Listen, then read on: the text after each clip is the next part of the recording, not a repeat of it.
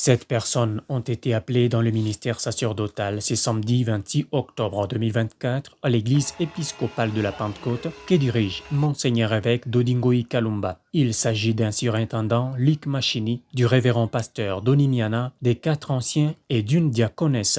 Ces derniers vont œuvrer dans la paroisse La Persévérance sous l'égide du Monseigneur Bouloulou qui a rendu grâce à Dieu pour son accompagnement à cette œuvre de rédemption par l'entremise du Saint-Esprit. Celui qui a réalisé ça, c'est le Saint-Esprit.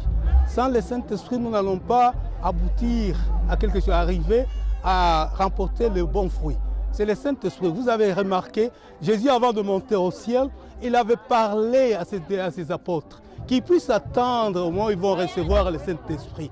Quand ils vont recevoir le Saint-Esprit, ils vont faire de grandes choses, même ce qu'il n'a pas fait. Dans une brève prédication, l'orateur du jour a, à l'instar de Josué et tant d'autres serviteurs de Dieu de l'époque, appelé les consacrés à mener une vie de sainteté afin que la gloire de l'Éternel se manifeste au travers d'eux pendant l'exercice de ses ministères. Les lauréats d'aujourd'hui soient une bénédiction pour leur famille, soit une bénédiction pour la communauté, soit une bénédiction pour l'Église.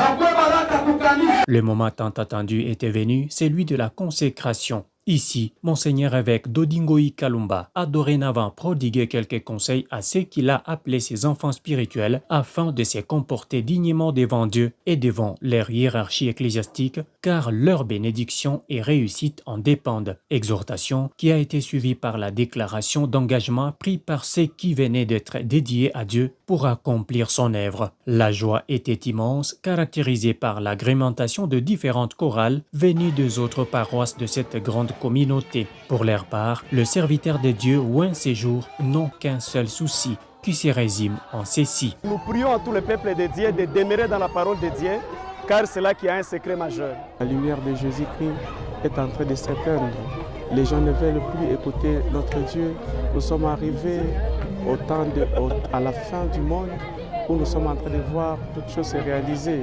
Il y a les histoires des homosexuels et il y a d'autres histoires qui se passent où les peuples s'éloignent de Dieu. Mais j'appelle à la population de rentrer à Dieu, de croire en Dieu. Dieu est là pour nous. Il est notre Seigneur, il est notre Créateur et Jésus notre bon berger. Nous devons l'écouter comme nous dit la Bible. La remise des brevets aux consacrés était la dernière étape de cette cérémonie chrétienne de haute facture organisée par l'Église épiscopale de la Pentecôte et épée en abrégé.